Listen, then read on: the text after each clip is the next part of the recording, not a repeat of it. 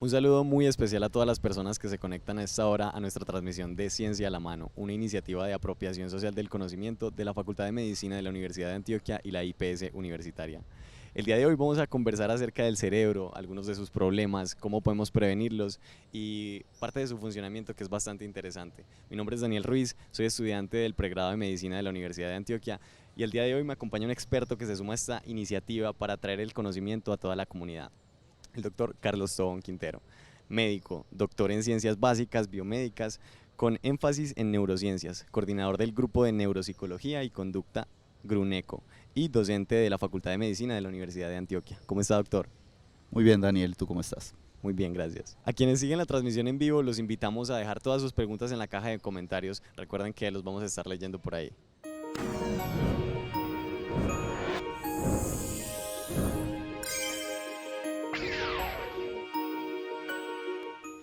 Profe, ¿qué tal si nos empiezas a explicar un poquito cómo funciona el cerebro? Bueno, es importante entender que el cerebro es ese órgano que nos permite comunicarnos con el medio externo, es decir, poder interactuar con todo lo que nos rodea, pero también con todas y cada una de las partes de nuestro cuerpo. Entonces el cerebro funciona de forma grande en dos vías. Una, recibiendo toda la información que proviene desde los órganos de los sentidos, de lo que vemos, de lo que olemos, lo que probamos, lo que sentimos, pero también de cómo está cada una de las partes de nuestro cuerpo, cómo está latiendo el corazón, cómo se está moviendo toda la parte intestinal, cómo están respirando los pulmones. Toda esa información él la concentra para poder saber cómo responder a cada una de las situaciones del día a día. Y esa respuesta lo da a través de unas acciones motoras donde nos permite movernos, nos permite articular, agarrar las cosas y demás. Y también regula cada una de las funciones del cuerpo, cómo va a seguir latiendo ese corazón, cómo vamos a respirar y cómo vamos a poder procesar y hacer todos los procesos de nuestro día a día. ¿De qué está compuesto este órgano tan importante? El cerebro tiene unas células, como cualquier órgano de nuestro cuerpo. Estas células son las que llamamos las neuronas principalmente. Hay otro grupito de celulitas que lo acompañan y nos lo ayudan a cumplir su función, pero digamos que la esencia está dada por esas neuronas y la comunicación entre esas neuronas, que es lo que llamamos sinapsis. Entonces, cómo se envían los mensajes, cómo se relacionan entre ellas, es lo que permite que él ejecute su función. Bueno, vemos que las neuronas son parte fundamental de este sistema. Sería muy interesante si tú nos contaras cómo nacen y cómo mueren estas células. Estas células empiezan desde las etapas muy tempranas de la vida, ¿cierto? Empiezan a reproducirse inicialmente y empiezan a llenar todo ese espacio donde va a estar la cabeza y dentro de lo que llamamos el cráneo, que son esos huesecillos que van a estar protegiendo el sistema nervioso. Durante la vida embrionaria, cuando todavía estamos en el vientre materno, empiezan a producirse y a generar esas primeras conexiones, e incluso durante el nacimiento hay un breve periodo donde ellas se siguen produciendo. ¿Esto para qué? Para poderse preparar y poder procesar o recibir toda la información que los niños están recibiendo desde el medio externo. Hay un momento durante esa primera infancia, que es lo que llamamos la poda neuronal, que es cuando un grupo de estas neuronas mueren porque no fueron utilizadas, no fueron analizadas, y digamos que a partir de ahí esa capacidad cerebral ya va a estar dada no por el nacimiento de nuevas neuronas, porque es muy poquita la cantidad de nuevas neuronas que se van produciendo en el día a día, sino más por el número de conexiones que ellas pueden establecer. Entre más se comuniquen estas células, entre más hablen de entre ellos, mejor van a ser la forma en que nosotros procesamos la información.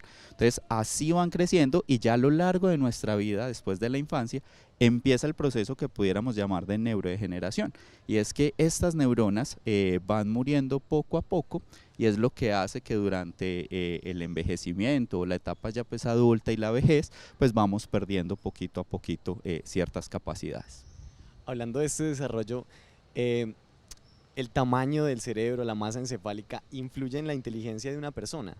Realmente hay muchos estudios que han tratado de evaluar esto, de ver, bueno, si entre más masa o entre más número de neuronas, pues aprendemos más o sabemos más, y realmente no hay una relación directa. Más que el tamaño del cerebro, más que el número de neuronas, como decíamos ahorita, es un poquito más qué tanto se comunican entre ellas, qué tanto pueden hablar y qué tantas relaciones tienen. Eso es lo que nos da más esa característica que pudiéramos llamar de inteligencia o de conocimientos, más que el tamaño como tal. Bueno, en la cultura popular hay el concepto de los dos hemisferios, que es muy hablado, que el hemisferio derecho y el izquierdo tienen sus diferencias propias. ¿Tú nos puedes hablar un poco de ese tema? Realmente el cerebro funciona más como un conjunto que como áreas aisladas. Hace mucho tiempo creíamos que cada región del cerebro era como una función específica y que si se llegaba a alterar pues íbamos a perder una función. Esto hoy en día se ha venido rebatiendo y se ha venido viendo que realmente el cerebro funciona en conjunto. Incluso para yo poder ejecutar procesos tan sencillos como ver, como leer, pues casi que todo el cerebro participa. Incluso hay muchos mitos que dicen que ay, es que yo solo utilizo el 20% de la capacidad del cerebro. Realmente eso no es cierto. Nosotros todo el tiempo estamos utilizando todo el cerebro para poder ejecutar las funciones. Ahora, que la capacidad de procesamiento del cerebro es muy adaptable y si nosotros vamos incrementando la intensidad, pues pudiéramos ir compensando. Entonces hay muchas teorías de que un hemisferio está más relacionado con lo racional, otro más con la imaginación. Hoy en día eso ya no es tan cierto y sabemos que el cerebro influye en todos los procesos y que realmente el cerebro se conecta para poder ejecutar y realizar todas las funciones en general. Si bien hay áreas que se especializan en cositas puntuales, es solo como la puerta de entrada para poder analizar todo ese proceso. O sea que vemos que es un proceso de constante entrenamiento, de constante desarrollo. ¿Tú nos podrías decir algunos consejos de cómo educar a este cerebro para que cumpla ciertas funciones que nos gustarían? Por ejemplo, el pensar de cierta manera o el sentir incluso de cierta manera. Mira, hay una cosa fundamental que yo creo que en la medicina cada vez sigue cogiendo más fuerza y es, para que un órgano o para que una estructura funcione, yo tengo que nutrirla muy bien. El cerebro se nutre principalmente de toda la parte circulatoria de nuestro sistema, las arterias que llevan la sangre al cerebro, llevan los nutrientes. Allí es muy importante que nosotros tengamos un buen sistema cardiovascular. Entonces, casi que el primer entrenamiento que tenemos que hacer para que nuestro cerebro funcione muy bien es toda la parte cardiovascular. El ejercicio físico, aeróbico, regular, va a facilitar que el cerebro tenga todos los nutrientes para establecer las conexiones y para poder funcionar eficientemente. Esa es la primera relación. La segunda es, siempre el cerebro requiere yo poder hacer conexiones y establecer relaciones para poder funcionar. En este sentido, tratar de evitar hacer cosas puntuales, ¿cierto? Por ejemplo, a la hora de estudiar, uno es muy dado de estudiar solo leyendo, solo coger el libro y leer. A veces el leer, el hacer dibujitos, el escribir en un cuaderno, el seleccionar, el utilizar colores, nos ayuda a que diferentes procesos cognitivos se vayan dando, se articulen y puedan mejorar. Entonces esto es otra característica. Y la tercera, que es muy importante, es el cerebro se regula, el cerebro se controla, el cerebro se estabiliza durante el sueño. Entonces, si yo quiero que mi cerebro funcione adecuadamente, si yo hoy tuve un día muy estresante, si yo estoy irritable, el dormir, un adecuado ritmo de sueño, nos puede ayudar a regular y poder controlar esas emociones e incluso esos estados cognitivos. Profe, muchas gracias por todas estas generalidades. Creo que han quedado bastante claras y han sido muy esclarecedoras para toda la población. Te quisiera preguntar sobre cosas más médicas y ahorita vamos sobre ese tema, pero aprovecho para recordarles a todas las personas que están en la transmisión que estamos hablando del cerebro, un tema muy importante, y los invitamos a que sigan conectados y haciendo sus preguntas por el chat.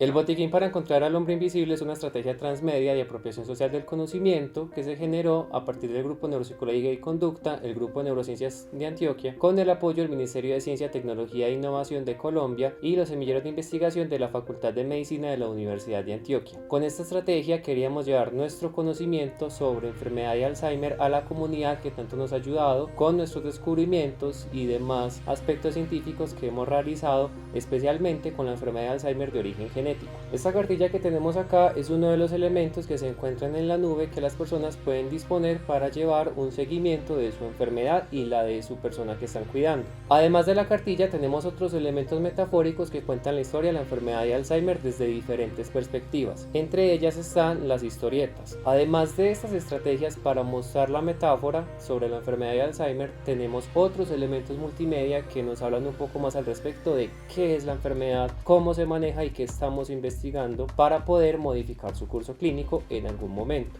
Dentro de ellos contamos con podcasts, videos, blogs y también contamos con un juego. Y en este juego podemos de nuevo retomar la metáfora y mostramos diferentes situaciones que pueden vivir las personas con enfermedad de Alzheimer, así como sus cuidadores. Igualmente, dentro del juego, en las diferentes situaciones que ilustramos, contamos con tips médicos que se pueden emplear para mejorar el cuidado y para que se haga más sencillo para los cuidadores. Recuerden que esta información la podemos encontrar en el portal Saludando de la Facultad de Medicina de la Universidad de Antioquia, y también encuentran información sobre nuestro contacto por si tienen alguna duda o inquietud al respecto. Bueno, profe, continuemos hablando un poco más específicamente de las afectaciones del cerebro. ¿Cuáles son esas afecciones más comunes? Digamos que hay un amplio margen de cómo el cerebro se puede afectar o de los diferentes procesos. Ya vimos que el cerebro, digamos que funciona para todo nuestro relacionar con el entorno y además de cómo funciona el cuerpo, de controlar cada una de las funciones del cuerpo. Entonces eso hace que nosotros podamos tener diferentes alteraciones. Algo tan sencillo como el dolor en ciertas regiones, que es lo que llamamos el dolor de cabeza, que realmente no duele el cerebro, aunque los pacientes a veces piensan que les está doliendo el cerebro no duele, duele esas capitas que van recubriendo el cerebro para protegerlo, y es lo que llamamos el dolor de cabeza, hasta otro tipo de afectaciones donde ya esa comunicación en las neuronas se ve afectada a veces, hay una exaltación, una digamos, activación de esa comunicación, que es lo que puede generar, por ejemplo, las convulsiones, lo que llamamos la epilepsia como tal, que pueden ser convulsiones o la típica, donde la persona tiene movimientos repetitivos, incluso hay liberación de esfínter, ¿cierto? Que pudiera hablar de otro conjunto. También tenemos las alteraciones neurodegenerativas, que es cuando esas celulitas del cerebro, esas neuronas van muriendo progresivamente, y a medida que van muriendo, van perdiendo las capacidades que nos permiten relacionar con el entorno, la capacidad de prestar atención, la capacidad de almacenar la información, la capacidad de tomar decisiones, ¿cierto? Que es lo que llamamos función ejecutiva. Entonces es como el grupo grande de cómo se pudiera representar esas alteraciones del sistema nervioso, habiendo otras muchas más afectaciones del cerebro. Perfecto, conociendo todas estas afectaciones, ¿cómo se puede prevenirlas, algunas de ellas? ¿Cómo podríamos tener una salud cerebral adecuada? Hay varios factores, ahorita mencionábamos un poco lo que de la importancia del ejercicio, es digamos que en estos momentos lo que sabemos que la actividad física regular que garantice un buen sistema cardiovascular del corazón y los vasos es lo que mayor nos ayuda a prevenir. Evitar el consumo de sustancias, fármacos y sustancias psicoactivas como marihuana, cocaína, heroína, todas estas sustancias pueden afectar directamente el funcionamiento del cerebro, la forma en la que se comunican estas neuronas. El alcohol es otro de los grandes, digamos, tóxicos que puede afectar el cerebro, entonces consumos crónicos de alcohol pueden llevarlo a afectar. El cigarrillo, que la gente cree que es muy inocuo, muy sencillo, sabemos que el cigarrillo afecta toda la dinámica de los vasos sanguíneos y puede llevar a afecciones también con el cerebro. Hay que evitar también las cosas, el dormir mal, el estrés que tanto hablamos, ese estrés continuado, frecuente, evitar también el consumo excesivo de cafeína. Si bien el café a veces activa un poquito, cuando es muy crónico, pues también nos cambia esa rutina. Son como las generalidades grandes que pudiéramos decirle a las personas para evitar hacer, para tener una mejor salud física y cerebral. Así es. Como las ciencias de la medicina, la mayoría, son muy grandes, pero tú nos podrías comentar acerca de los tratamientos en general que existen dentro de la neurología para las principales afecciones y cómo funcionan algunos de ellos. Claro que sí, digamos que, por ejemplo, grandes avances tenemos, por ejemplo, para ayudar con el sueño.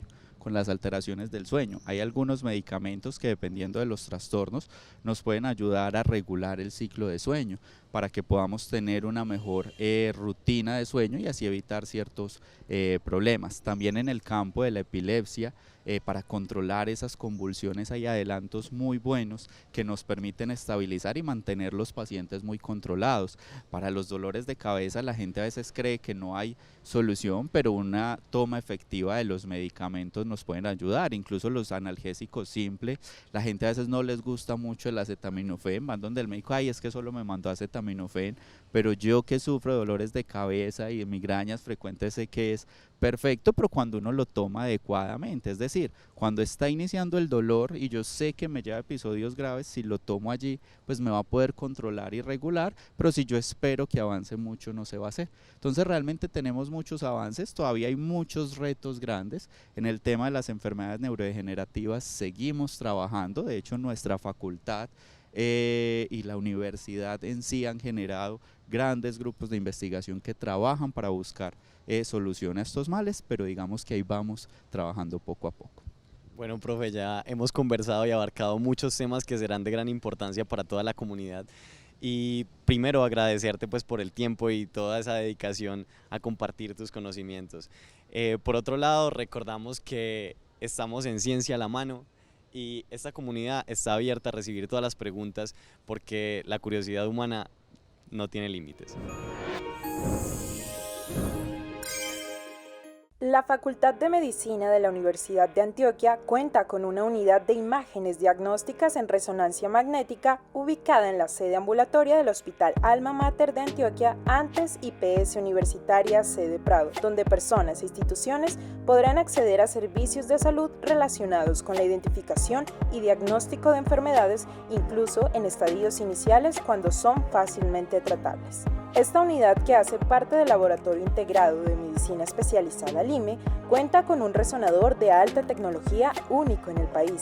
Aportará también a la cualificación, formación integral de personal médico y a la generación de conocimiento para la solución de problemáticas de salud actuales y futuras. Conoce más accediendo a medicina.uda.edu.co.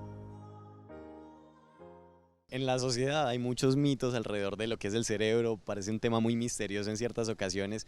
Uno de ellos es el ejercicio mental, los ejercicios de la memoria, los sudokus. ¿Tú qué nos podrías comentar acerca de ese tema? Realmente es un tema que la gente cree mucho, asocia mucho a que ayuda a proteger y puede hacerlo en ciertas situaciones, pero hay que tener algo claro. Cuando yo le digo a mi abuelita o a mi mamá, mira, es que te traje este sudoku o te traje esta sopa de letras, los crucigramas también lo utilizan mucho para ayudar a entrenar el cerebro. Realmente eso, el hacerlos como tal, no nos ayuda a prevenir o a entrenar el cerebro, ¿cierto? Nos distrae. Si a la persona le gusta, si para la persona es placentera, pues va a tener ese efecto, pues porque va a ayudar a tener un ánimo positivo, que es muy importante para una buena salud mental.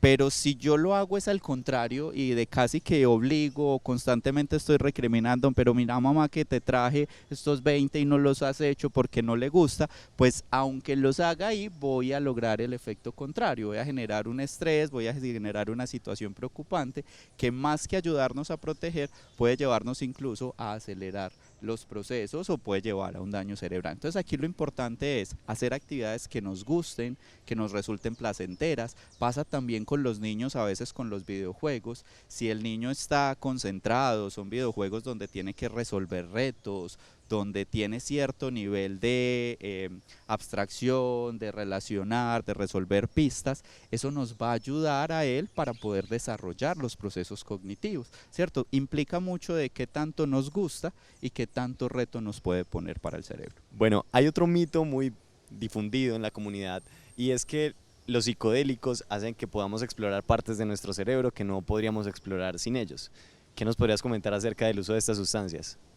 Realmente, a ver, cuando estamos hablando de este tipo de sustancias tenemos que entenderlas como lo que son, y son sustancias externas que van a ir a afectar la dinámica normal del cerebro. Y ahí tenemos que entender que todos esos efectos, aunque a veces sean interpretados como placenteros, pues realmente yo estoy dañando o estoy alterando el funcionamiento normal del cerebro. Muchas de estas sustancias lo que hacen es cambiar la forma en la que nosotros percibimos la información. Nuestro cerebro está diseñado para que pueda tomar los estímulos externos, analizarlos, entenderlos, interpretarlos dentro de un contexto y poder dar respuestas adecuadas a ese contexto. Este tipo de sustancias lo que hacen es interferir precisamente en ese análisis y en la forma en la cual estamos percibiendo. Entonces no es realmente que a mí me esté llevando ni a dimensiones astrales, ni conectando con, qué sé yo, otros campos magnéticos. No, lo que está pasando es que lo que normalmente yo veo con una intensidad lumínica, lo empiezo a interpretar mal, empiezo a cambiarlo. De ahí vienen muchas de esas alucinaciones que dicen, es que veo luces, es que la música me llena más, es que no, realmente estoy percibiendo igual, pero la interpretación normal que le daría el cerebro es lo que está distorsionado y por eso llevo a percibirlo así. Y por eso generalmente las respuestas que da el cerebro a ese contexto son inadecuadas, son inapropiadas y allí es donde es tan riesgoso eso en determinados contextos, porque lo que normalmente yo haría, digamos en mis 5 sentidos o cabalmente haría correctamente, pues ya no lo voy a hacer porque estoy interpretando mal la información y por lo tanto voy a tomar decisiones equivocadas. Muchas personas de las que nos están viendo estudian por la noche, dicen que la noche es la que les rinde, donde pueden concentrarse y hacer todo. ¿Qué tanto nos puede ayudar la noche o perjudicarnos a la hora de estudiar o adquirir nuevos conocimientos? Hay algo muy importante que así como cada persona es única, ¿cierto? Cada persona tiene, digamos, sus características propias, lo mismo pasa con nuestro cerebro. Cada cerebro es individual, cada cerebro es especial y tiene sus propias características.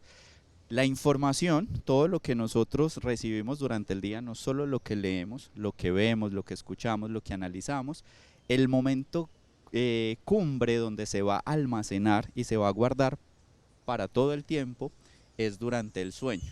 Hay un momento específico del sueño donde estamos mucho más profundamente dormidos, que es donde la información se empieza a almacenar y nuestro cerebro decide qué va a guardar y qué va a eliminar.